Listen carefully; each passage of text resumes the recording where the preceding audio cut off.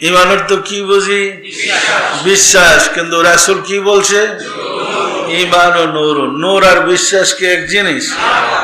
ইমানের তিনটা স্তর ব্যাখ্যা করেছে, ইলমুল ইয়াকিন, আইনুল ইয়াকিন, হাক্কুল ইয়াকিন। সুফিরা বলছেন যেহেতু ঈমান অর্থ বিশ্বাস, বিশ্বাসের তিনটা স্তর বলেছে, কিতাবপত্র পড়ে বিশ্বাস, এবং জ্ঞান অর্জন করে বিশ্বাস, দেখা বিশ্বাস, এবং সত্তা লাভ করে বিশ্বাস।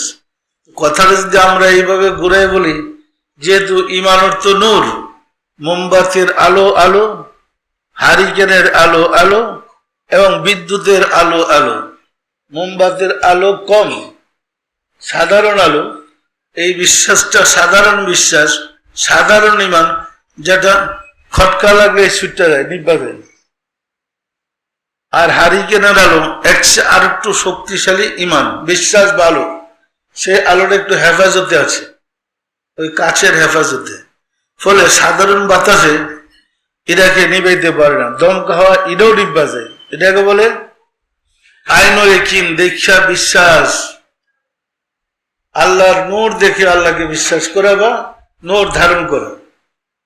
এখানে অর্থ হবে নূর ধারণ করে বিশ্বাস। ধারণ করলে তো আপনি দেখবেন এই নূরটা কতটুকু ধারণ করছেন, পরিষ্কার।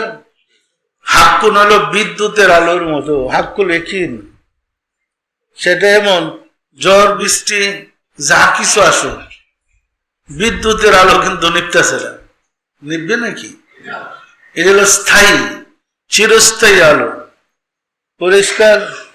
ওই রকম হৃদয় ঈমান নূর প্রথম মোমবাতির মতো জ্বলে, খটকা লাগলে এটা নিভে যায়। এরপর আবার সাধনা করতে করতে জ্বালাইতে জ্বালাইতে হারিকেনের রাতের আলোর মতো জ্বলে, যুক্তি তর্কের পাল্লাই বলে এটাও নিভা যায়। এরপরে টর্চ লাইটের আলোর মতো জ্বলে, ঝড় তুফান এর কাছেও যেতে পারে না, পরিষ্কার। সুতরাং ঈমান কি? বিশ্বাস না নূর? বলেন তো। আমরা কিন্তু শিখছি বিশ্বাস, মানে কত যে আমাদের ভিতরে আরো ভুল আছে, কোরআনের শ্বাসে মাপ দিলে বেরিয়ে আসবে। কোরআনের সর্বায় ফালালিয়ে দেখা যাব আমাদের মধ্যে কত ভুল ঢুকছে, পরিষ্কার না? পরিষ্কার না?